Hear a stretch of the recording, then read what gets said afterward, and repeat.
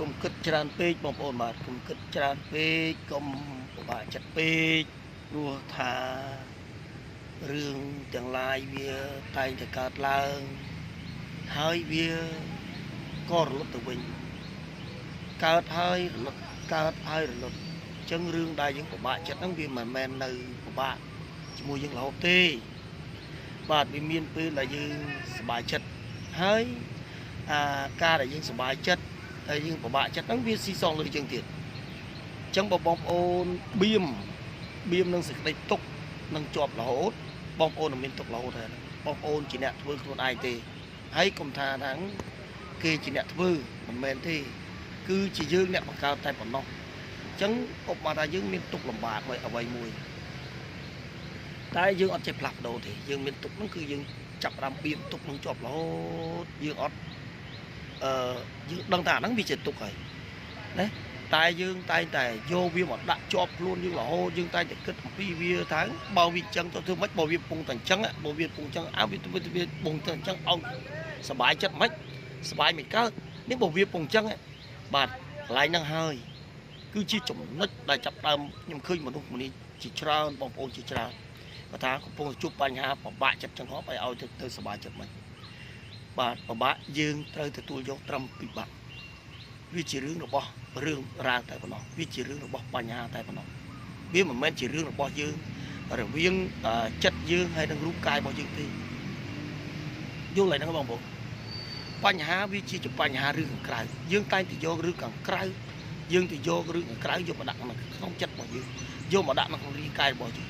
រាងកាយរបស់យើងតាមពិតវាស្អាតល្អហើយវាត្រូវបាត់រលត់ទៅវិញវាត្រូវចាស់ទទ្រង់ទៅវិញតាមធម្មជាតិរបស់វាតែប្រសិនបើយើងយកអារឿងខាងក្រៅមកកើតទុករឿងកូនកើតទុករឿងប្តីកើតទុករឿងប្រពន្ធកើតទុករឿងគ្រួសារម្ដាយក្មេកឪពុកក្មេកកើតទុករឿងអត់លុយជាពាក់ធនាគារយកមកដាក់នៅក្នុងគូក្បាលយើងនេះហើយក៏គិតចេញទៅឲ្យពិបាកចិត្តទៅធ្វើឲ្យប៉ះពាល់រាងកាយសភាពរាងកាយរបស់យើងបេះដូងប៉ះពាល់ដល់ការគិតយើងគិតច្រើនពេកទៅធ្វើឲ្យវាប៉ះពាល់ដល់សភាពរាងកាយរបស់យើងនេះបងប្អូនឃើញទេ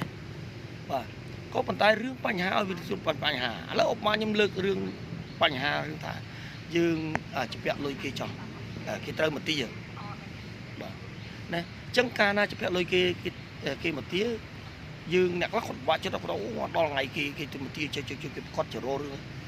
បងប្អូនទៅរៀនសួរថាអាហ្នឹងកើតឡើងដោយសារអីបើកើតឡើងដោយសារចេះស្អាតចុះយើងដោះស្រាយតាមបញ្ហាហ្នឹងណាបាទភាគច្រើនគឺកើតឡើងដោយសារយើងអញ្ចឹងយើងត្រូវទទួលរៀនទទួលទៅគេមកបើយើងមានលុយឲ្យគេទៅបើអត់មានយើងដោះស្រាយតាមហ្នឹងទៅបើគេស្ដាប់តាមយើងអត់បានតាមហ្នឹងទៅមិនបានតែយើងអត់យកអ្វីដែលពិបាកយើងមកទុកក្នុងខ្លួនយើងបងប្អូនហើយតែបងប្អូននៅតែបៀមនៅតែទុកអញ្ចឹងគឺដោះស្រាយតិចបងប្អូនទៅតាមអ្វីវាដំណើរការដំណើរទៅតាមកម្មរបស់យើងហើយយើងត្រូវចាប់ថាវាត្រូវកើតហើយរលត់កើតហើយរលត់បាទណាបាទអញ្ចឹងវាអត់មាននៅដដែលទេបងប្អូនអញ្ចឹងបងប្អូនសូមបងប្អូនកុំបៀមទុកណាបងប្អូនបៀមទុកគឺបងប្អូនពិបាកមកជីវិតហើយតាមពិតជីវិតនេះគឺស្រួលទេតែបងប្អូនយកទៅបំផ្លាញវាដោយខ្លួនឯងបាទអញ្ចឹងសូមបងប្អូនសប្បាយទាំងអស់គ្នាធ្វើតាមដំណើរនៃជីវិតបាទបងប្អូនណាបាទអរគុណច្រើន